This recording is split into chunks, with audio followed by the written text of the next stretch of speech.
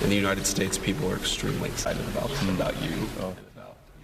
Just this morning, Vice President JD Vance and Pope Leo XIV held their first face-to-face meeting.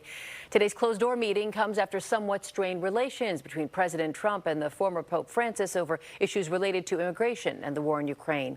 Let's get some more insight by turning to Georgetown University professor and Jesuit School of Theology graduate Annie Selak. Thanks so much for being here. Good to be with you. JD Vance said that he thinks the Pope is going to be a great advocate of world peace. Without actual power to stop, for example, the war in Ukraine, how do you expect the Pope to use his influence?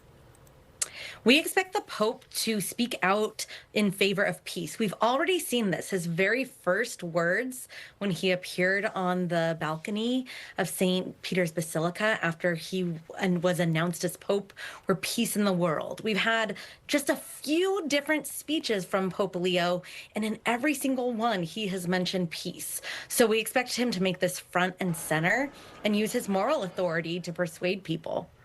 Let's look a little more broadly here. Pope Leo said to be very much like his predecessor, but also perhaps more aligned with Republican values, more of a moderate. For example, Pope Francis criticized some of President Trump's views as not Christian. Where do you expect him to differ from Pope Francis? So the traditional U.S. analysis of conservative versus liberal doesn't map onto Catholic theology all that well.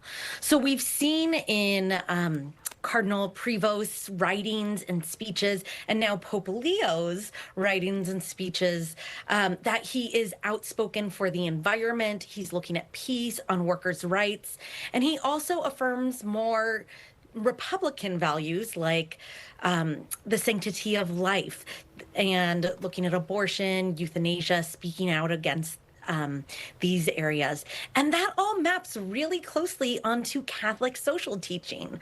So this really defies any sort of Republican versus Democrat U.S. analysis and applies more to valuing human dignity in the many ways that that maps onto different political issues, which defies Republican versus Democrat. So this isn't like a win for Republicans. This doesn't signal a reset for Republicans when it comes to papal relations.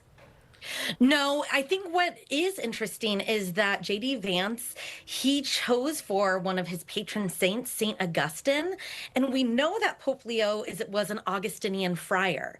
So when JD Vance met with Pope Leo this weekend, he gave him a copy of one of Augustine's writings. So it seems like they share a commonality. Now, St. Augustine is one of the most popular, famous, influential saints.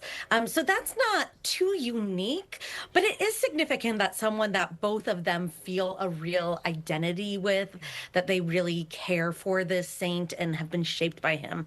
That also does seem like it could have an influence. You and I talked in the run-up to Pope Leo's election, and upon hearing that the world had its first U.S.-born pope, you and many other experts predicted that people in the U.S. would feel sort of a greater affinity for the Pope, if not the Catholic Church. It was interesting to learn JD Vance gave Pope Leo a Chicago Bears jersey with Pope Leo XIV on it. There are some sort of uniquely American trappings that we're able to watch.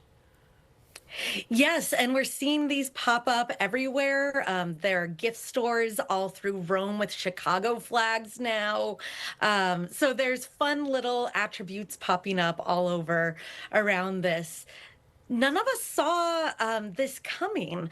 Even Cardinal Prevost said, well, when he was interviewed whether he'd be Pope or not, he said, yeah, I think I'd make a really good Pope, except for one thing. I was born in the U.S. So there's these elements that no one expected this. Now, the New York Times is reporting that Pope Francis really had a role in elevating then Cardinal Prevost, now Pope Leo. So in retrospect, some things that are coming out show that, okay, maybe we should have been able to predict this a little bit more. He was put into the dicastery, the Vatican office that looks at the appointment of bishops, which is a really important role. And then he was moved onto a special advisory council of just about a dozen or so cardinals. Yeah. So this seems maybe a little more predictable now that the info is coming out. And now that we know that they're open to a U.S.-born pope. Yeah, a first for all of us. Annie Selak, we'll have to leave it here. Thank you.